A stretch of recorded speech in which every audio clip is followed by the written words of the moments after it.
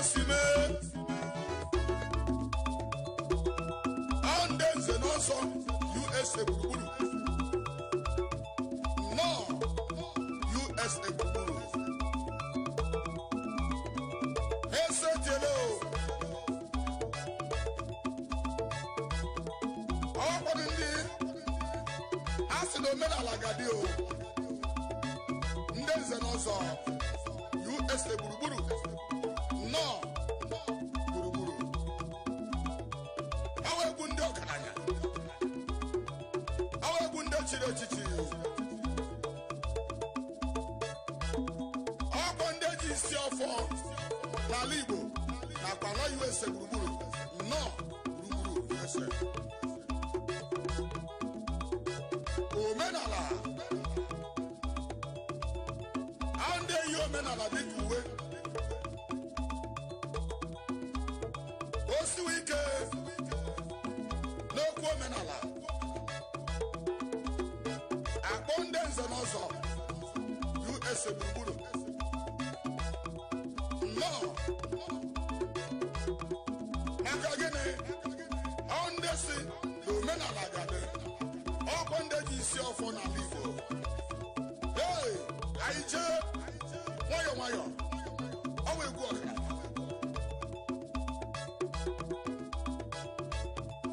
ọ na-awụ ihe itewe ogologo adị akpọ ndị dị ogologo ndị eze n'ọzọ ndị eji isi ọfọ n'ala Igbo omenala agadi ndị eze n'ọzọ ndị eji isi ọfọ n'ala Igbo omenala agadi ndị eyi omenala uwe ndị eze n'ọzọ ekele m ndị eze n'ọzọ loyi ndị eje mọnụ ndị eyi owe n'ala Igbo ekele m unu nze n'ọzọ kwenu nnọọ USA gburugburu kwenu kwezuenu aije omenala gadị ọyọ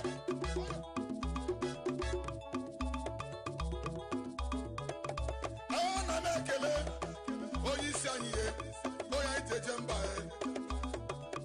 nze oke igwe aka ji ugo ndị Igbo onye ọma nụ n'ala Nkwerele ekele ndị nze oke igwe aka ji ugo ndị Igbo founding president anyị ndị nze n'ọzọ traditional council holders USA Incorporated onye anyị ji eje mba nze oke Igbo leyi aka ji ugo ndị Igbo leyi nwoke ọma mụ na Nkwere onye nze n'ọzọ founding president anyị ndị nze n'ọzọ traditional title holders USA Incorporated gburugburu onye isi anyị leyi ekele gị oke igwe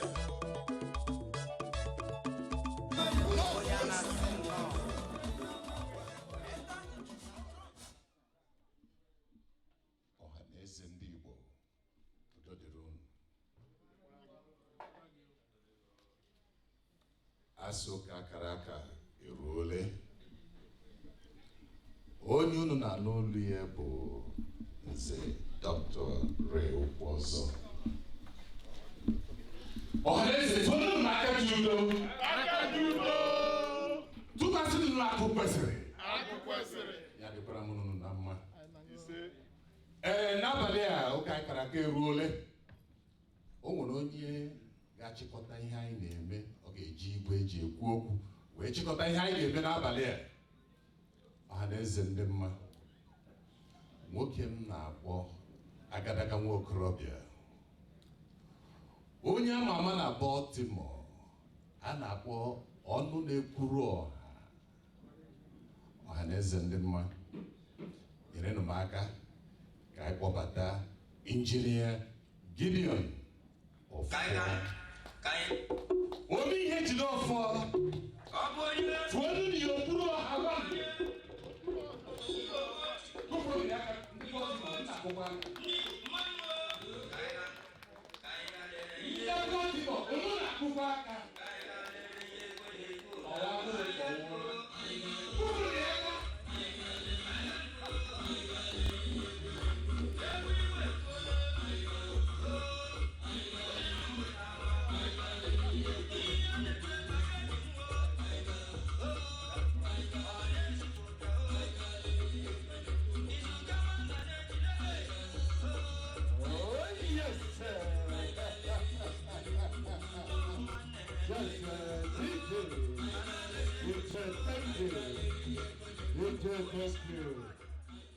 Thank you.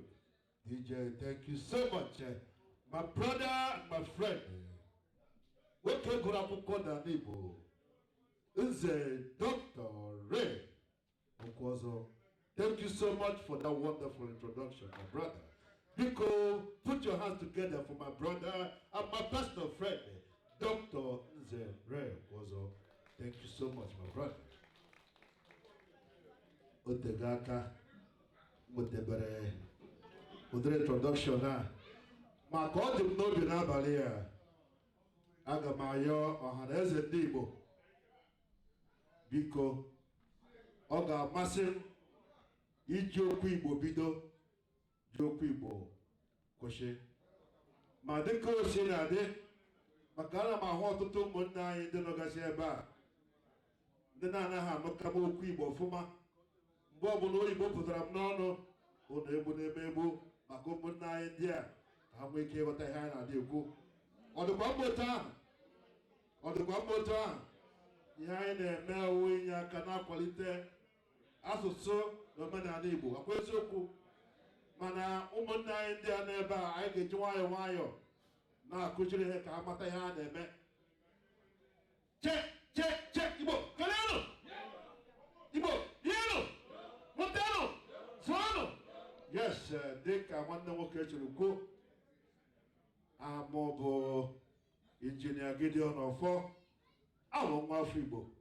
Ibe na le Igbo enwere ebe na akpọ Buraburi. Nke nọ n'Iso LGA. Broshimiri nwanne nwoke. Oshimiri ọwụ gara ha n'ụda egbe. Biko ọhaneze ekenere m ụnụ. N'abalị a, onye ga-agwa m deeti taa? Enwere ma deeti taa nọ nke a? Asawa gịnị? Ọka abalị abụọ na anọ. Hey! Ọka abalị. Chere dịrị osimiri ị ga-eji igwe eji ekwu okwu ekwuye maka a ga-ekwu Igbo. Ngwa dịrị osimiri gwa ụbọchị taa ihe ọrụ n'Igbo. Ihe ụbọchị taa ọrụ n'Igbo wụ 24 n'ọnwa asatọ. Dịka oke esi kwuo mahadum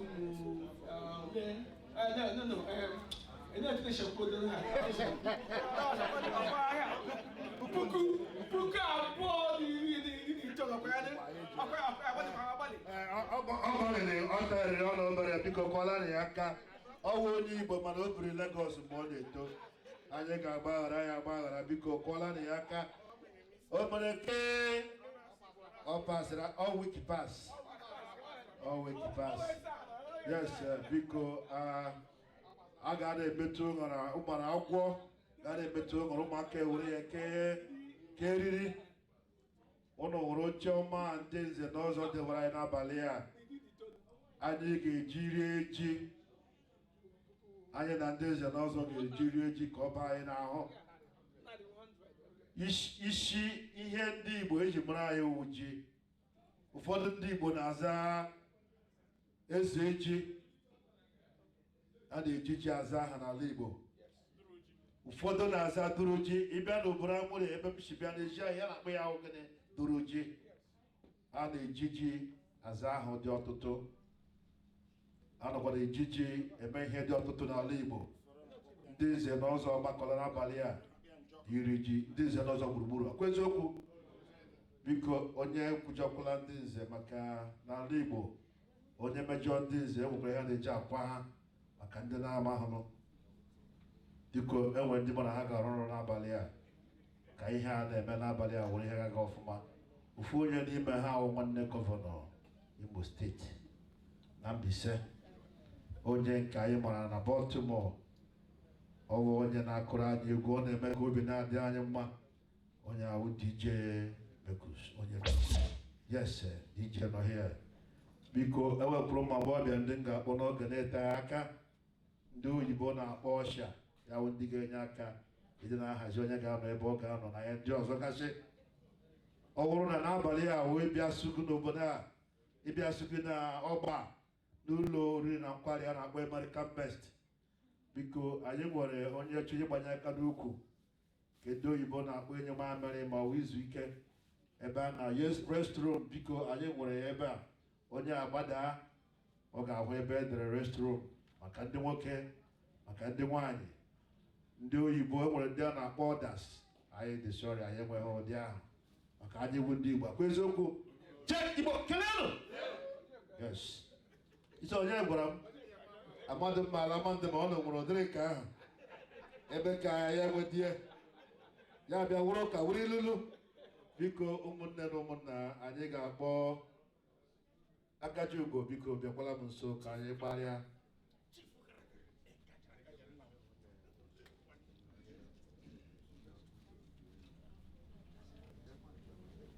Biko Ute, biko bịa ka gị na Akaji Ugo kpọbere nkata.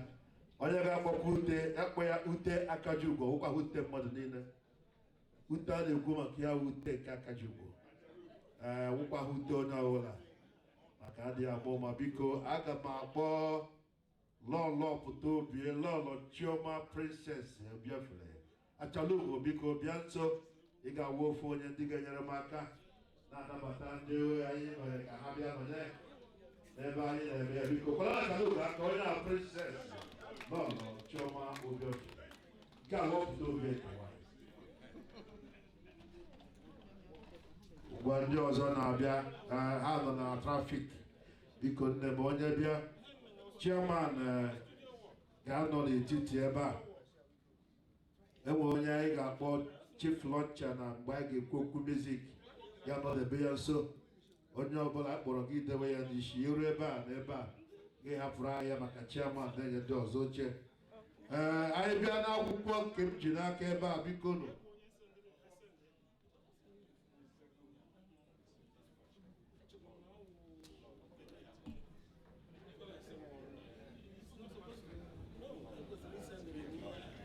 Yes, anụrụ m n'ọbara togo. Biko lọlọ Dorothy Ikeji,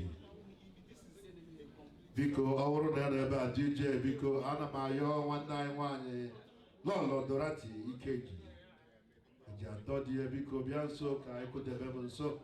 Kwala na ya ka ọ na-abịa, biko lọlọ Dorothy Ikeji akpọ na ebe a, biko biko ọ bịawala. DJ otu anyị nwere iwu ka lọlọ bịa nso, ọ ga-enyere anyị aka na-eme ka ihe a na-eme na-aga ọfụma. Lọlọ Ikeji, thank you.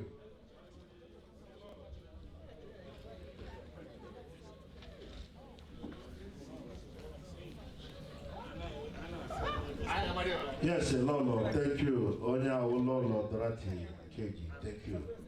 Ahụ ụmụ nwoke dị ngozi etiti ụmụ nwaanyị abụọ mara mma, ndị lọlọ. Biko mụ na ụlọ ga-arụ ọrụ n'abalị a. No. Yes, moving forward, my people. Anyị ga-akpọ ọwụ di na nwanyị ndị oyibo na-akpọ Mr. and Mrs. Prince Ụzọ Igbo Ebo from Philadelphia. Ebo from Philadelphia. Biko DJ, ọwụrụ na DJ nọ nso. DJ rikọrọ aka na wetọrọ. Awọle kata dị aga biko. Biko DJ ga-enye anyị egwu ụka.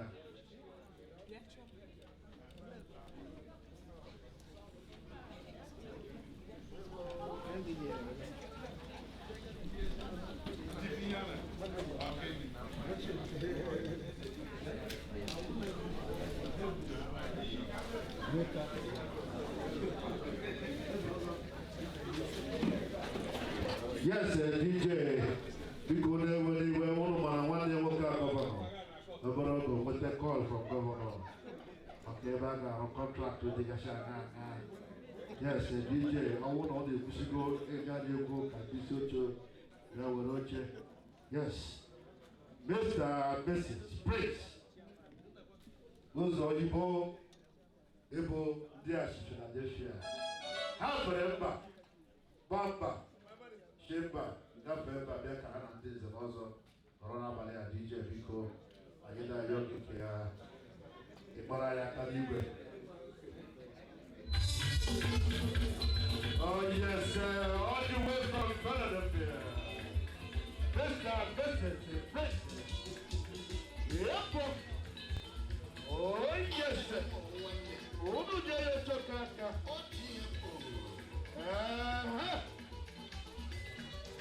All the way from Philadelphia.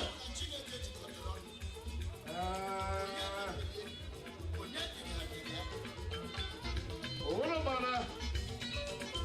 One over Salota. On a preacher.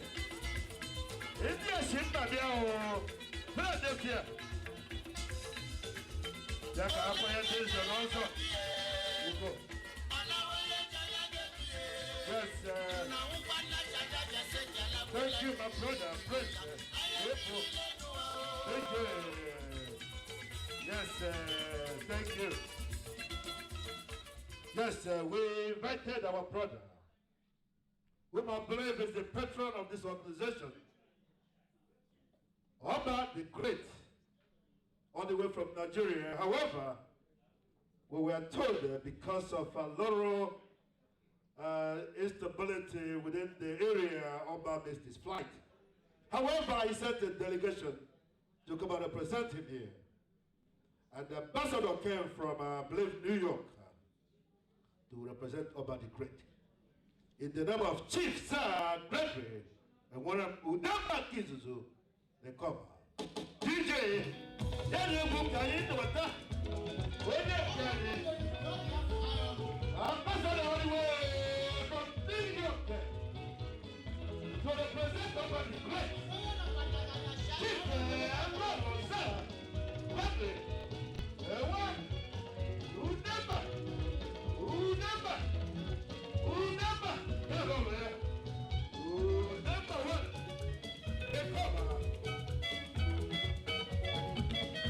Yes, sir.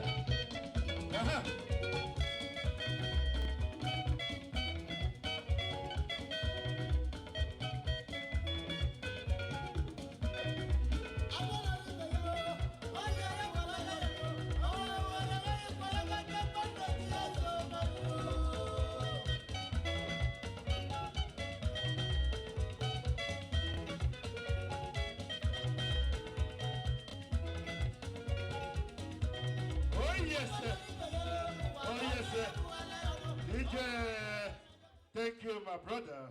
Also, we have another gentleman and his wife all the way from New York as well. Chief Alolo Benson. You can't do more. Oh, you can't.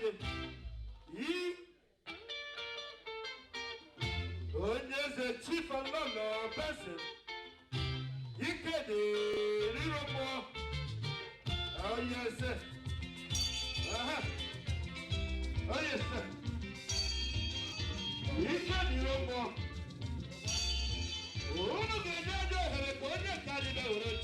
Oh, yes, sir. All the way from New York. Chief Benson. I don't lose up Jesus. The corporation kingdom. I don't lose up. All the way from a cover. Ancient kingdom.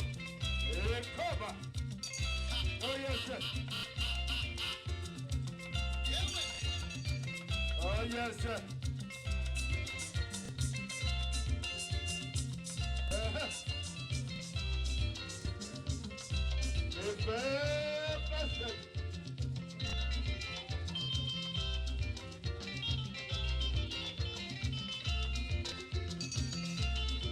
Oh, yes, sir, DJ. Thank you. We are calling the Honorable President of United Club of Nigeria, Honorable Chief Alolo Ikaroba, United Club President. I believe he's on the way, right? Biko Obonobia Unumekamara. Yes, while we are on the presidency, we are also calling on the president of ICOT USA. Onya Wonyenze. By profession is an architect. What you for a chief? Obiakwano Cashier Night. Chief is Sir Stanley Oyedo, the president of the ICOT. But what you for it? DJ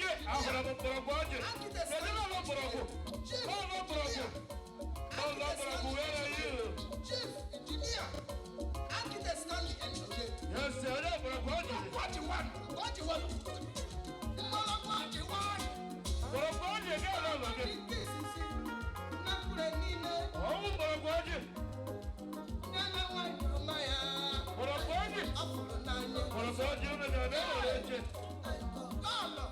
Lady Franca.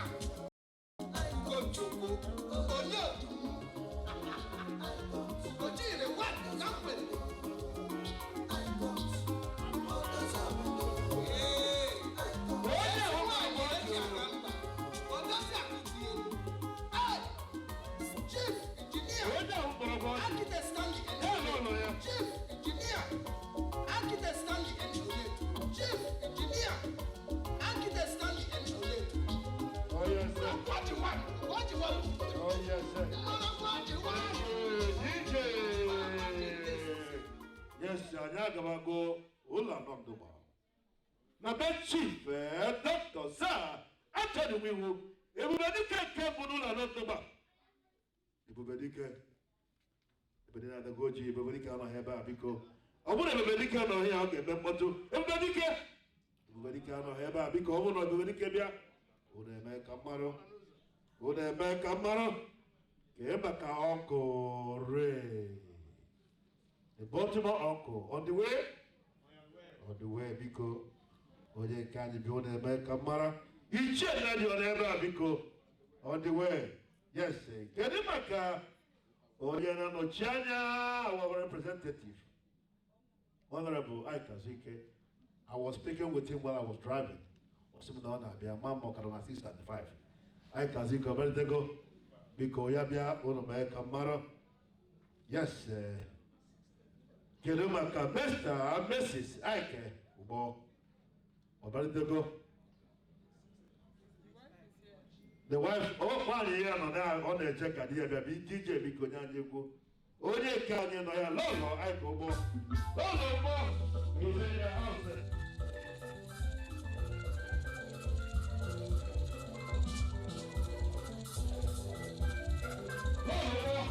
Oh, yes, sir.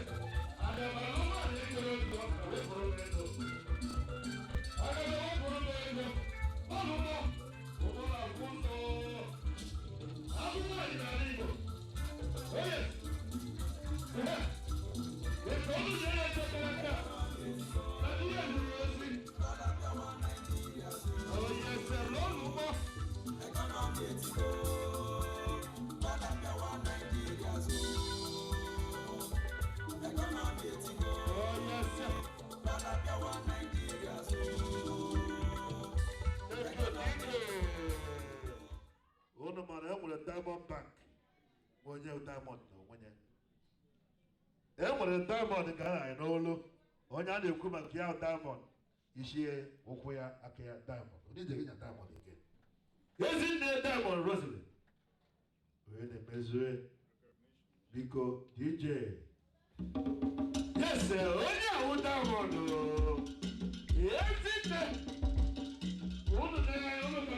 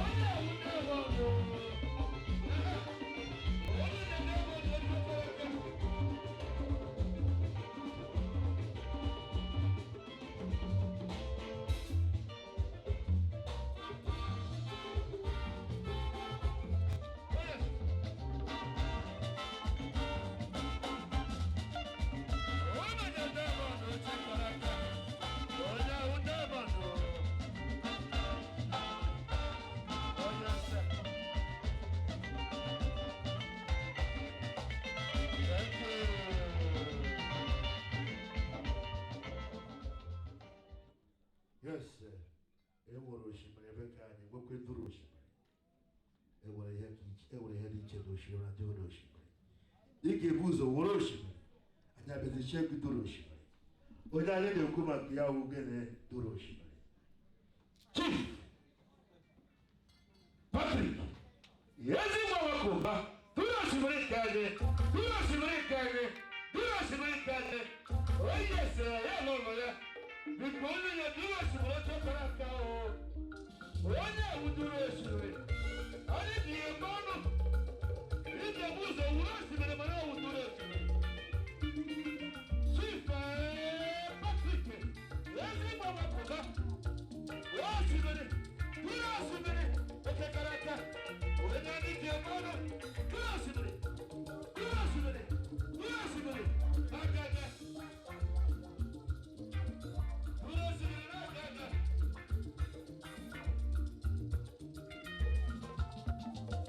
Ikuku ego kusani, kani libife.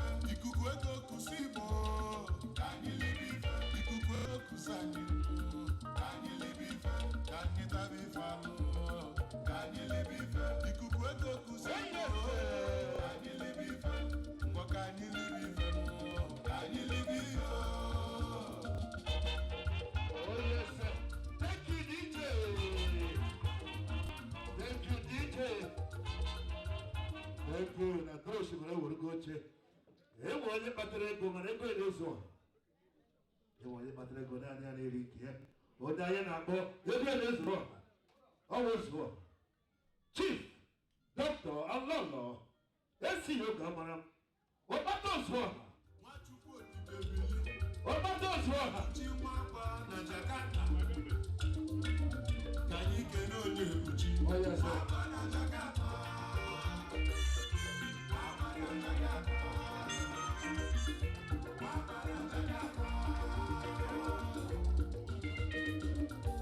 Mrs. Amaka Wabichili, Adazayo. Oh yes, sir. Thank you. Anyị gara nke Nyoma. Chief Alolo Felix Ọkara enye ha nke anyị nwoke zuru ezu. DJ na-enye anyị egwu biko na-enye ọha na-abịa nwoke a zuru ezu o zuru ka eme. Chief Alolo Felix Ọkara onye nke anyị.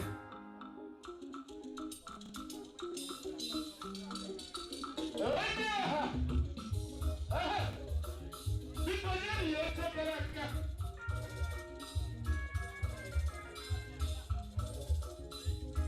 Chief Alolo Felix Ọkara onye nke anyị. Unu na-ahịa elu, unu na-afụ mma, unu na-ahịa n'azụ, unu na-afụ mma. Onye nke anyị ka ọ wụ. O zuru ka eme. O zuru ka eme.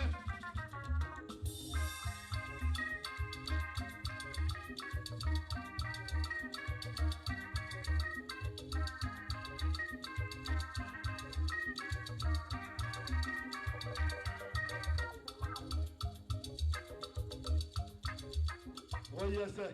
Thank you. DJ, ị ga na-akwụsị ịkpa asị gị kwụsị.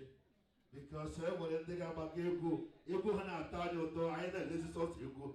Onye nke a na-eke ewu. Thank you, my brother. Ọchịrị se by time. Yes, Chief Alolo Anyalemechi, the Vice President of United Club of Nigeria. On the ebe a biko, adị nweke gbapụ ya ọsọ. Chief Anyalemechi. Chief Anyalemechi. Ọ na-abịa. Biko ya dị ụlọ mee ka mara. Yes, moving forward, we are going to call the secretary of the organization. Onye ahụ onye odeakwụkwọ ndị nze na ọzọ gburugburu. Of course, nwaanyị ya nọ here na-enye aka. Onye ahụ onye onye eze n'ezi ama. Ọ pụta obie. Peace and love. Onye ahụ Andrew Obiefere ọwụ nwa onye eze. Ọ pụta obie. Ya lọrọ ya. Ya lọrọ ya.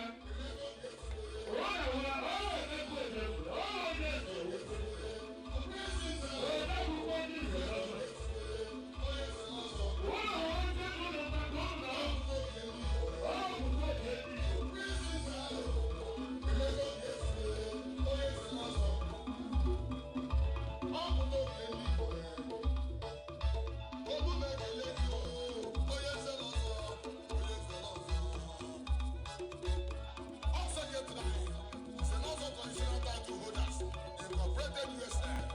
Gburugburu. Nwoke ọma si esi ama. Ọbaya ibu nkwere na ejire. Oh, yes, sir. CEO. Thank you. Obimem Karen Han. Thank you. USA. Hey, yes, And sir. Obimem Oil Nigeria. Oh, yes, sir.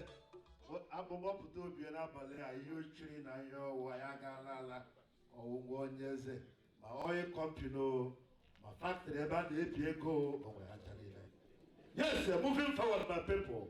Ụnụ mana enwere na-achị anyị n'obi ndị eze na ọzọ ya alọlọ ya ndị oyibo sọ first family of the association onye awụnze chief ochuzere chizuru.